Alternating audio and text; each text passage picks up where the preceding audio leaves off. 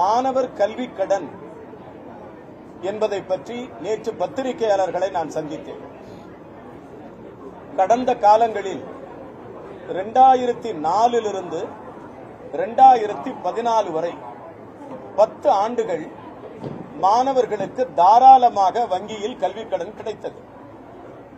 அந்த வங்கியில் கிடைத்த கல்வி கடன் BA படிக்கிற மாணவனுக்கும் கிடைத்தது, BSc படிக்கிற மாணவிக்கும் கிடைத்தது, B.Ed படித்த மாணவிக்கும் கிடைத்தது, டீச்சர் ட்ரைனிங் படித்த மாணவருக்கும் கிடைத்தது, என்ஜினியரிங் கிடைத்தது, MBBS கிடைச்சது, டென்டல் கிடைச்சது, அக்ரி கிடைச்சது, பிசியோதெரபி கிடைச்சது. எல்லாருக்குமான கல்வி கடனை 2004 2014 வரை டாக்டர் மன்மோகன் சிங் அரசு தாராளமாக தகுதி உள்ள மாணவர்களுக்கு கல்வி கடனை வழங்கியது.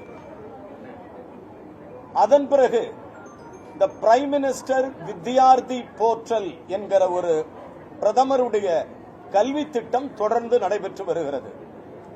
இப்பொழுது மாண்புமிகு தமிழக முதலமைச்சர் அவர்கள் கடந்த ஆண்டு 1,02,000 மாணவர்களுக்கு கிடைத்த கல்வி கடன் 26-27 கல்வி ஆண்டில் 1,50,000 மாணவர்களுக்கு கல்வி கடன் கிடைக்க வேண்டும் என்கிற ஒரு முடிவை இட்டிருக்கிறார்கள்.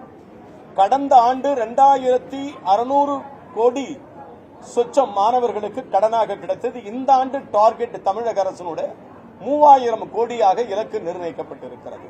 இது ஒரு பக்கம். அடுத்து சரியாக சொல்ல வேண்டும் என்று சொன்னால் கடந்த காலங்களில் 4 லட்சம் வரை மாணவர்களுக்கே கடன் வழங்கப்படும்.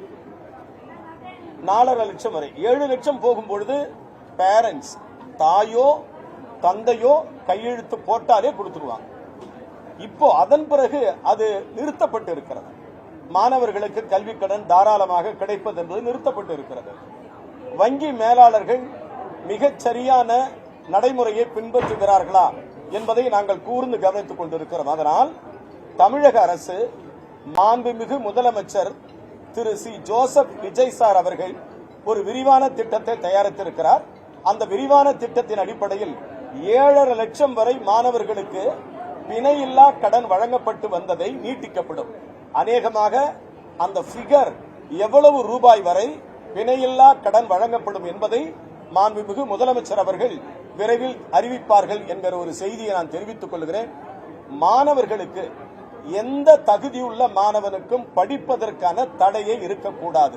அதற்கு மாநில அரசு முழு பொறுப்பேற்று வங்கிகளை முறைப்படுத்தி ஒவ்வொரு வங்கிக்கும் மாவட்ட அளவில் இருக்கிற ஒரு நோடல் ஆபீசர், அதே போன்று ஒவ்வொரு மாவட்டத்திலும் இருக்கிற 5 கல்லூரி 10 கல்லூரி 15 கல்லூரி இருக்கிற மாவட்டங்களில் ஒவ்வொரு கல்லூரிக்கும் ஒரு பேராசிரியர்கள் பணியாற்றுவார்கள். தேவைப்பட்ட மாணவர்களுடைய விண்ணப்பங்களை பரிசீலனை செய்வார்கள். ஒரு 5 கல்லூரி இருக்கிறது என்று சொன்னால் ஒரு மாவட்டத்தில் அதற்கு ஒரு ப்ரொஃபசர் நியமிக்கப்பட்டிருக்கிறார். நேற்று நான் அறிவித்திருக்கிறேன் பத்திரிகையில. அந்த ப்ரொஃபசருடைய நேரடி தொடர்பு கொண்டால் அவர்கள் மாவட்டத்தில் இருக்கிற லீடு பேங்க் நோடல் மேனேஜரோட தொடர்பு கொண்டு உடனே மாணவர்களுக்கு இந்த கல்வி ஆண்டில் கல்வி கடன் கிடைப்பதற்கான நடவடிக்கையை தமிழக அரசு பூர்வாங்க ஏற்பாடுகள் செய்திருக்கிறது. நன்றி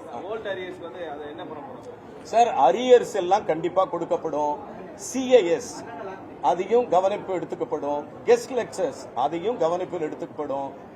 அதாவது பிரின்சிபல்ஸ் அப்பாயின்மெண்ட் கிட்டத்தட்ட 90 காலேஜஸ்க்கு மேல நியூ அப்பாயின்மெண்ட்ஸ் பண்ண வேண்டியது இருக்கு. அதையும் பண்ண போறோம். நியூ அப்பாயின்மெண்ட்ஸ் இருக்கு. எல்லாமே விரைவில் சரி செய்யப்படும். ஒரு காலம் தேவைப்படுகிறது, வேற ஒன்றும் கிடையாது. நான் உள்ள வந்து 60 நாள் ஆகலையே சார், 45 நாள்ல என்ன பண்ணிட முடியும்? So will wait sir. நாங்க ஒன்னு பண்ணியிருக்கோம் சார், அதை மட்டும் உங்களுக்கு நான் மறுபடியும் repeatedly I'm telling sir. Chancellor level, register level, dean level, அதுக்கு கீழே செனட் லெவல், சிண்டிகேட் லெவல் ஊழல்கள் இல்லை என்பதை மிகச் சரியாக துல்லியமாக உங்கள் அமைச்சகம் கவனித்து வருகிறது. ஊழலே இனி இதில் நடைபெறாது. ஒன்று. அதுக்கு கீழே அப்பாயின்மெண்ட்ஸ், டிரான்ஸ்பர்ஸ், போஸ்டிங்ஸ் எங்கேயுமே ஊழல் நடக்காது. முதலமைச்சர் மிக கவனமாக எங்களை கவனித்துக் கொண்டிருக்கிறார். நாங்களும் மாண்புமிகு முதலமைச்சருக்கு உறுதுணையாக நிற்கிறோம். அறவே ஊழல் இந்த துறையிலே இருக்கக்கூடாது என்பதற்கான போர்ட்டல் ஒன்றை நான் அறிவிக்க இருக்கிறேன். விரைவில் இதற்கான ஒரு மின்னஞ்சல், இதற்கான ஒரு வெப்சைட், உயர்கல்வித்துறையில் யாரேனும் லஞ்சம் கேட்டாலோ யாரேனும் லஞ்சம் வாங்கினாலோ உடனே அந்த தனிப்பட்ட கல்வித்துறை உயர்கல்வித்துறையினுடைய அமைச்சகத்தினுடைய போர்ட்டல் வெளியிடப்படும். அதில் பகிரங்கமாக உங்கள் கருத்துக்களை தெரிவிக்கலாம் என்கிற ஒரு நடைமுறையும் விரைவில் நாங்கள் பயன்படுத்தப்படும். கல்வி கேட்கும் போதே வேலை வாய்ப்புக்கான ஸ்கில் இருக்கணுங்கிறத நான் உறுதிப்படுத்த போறோம்னு சொன்னீங்க.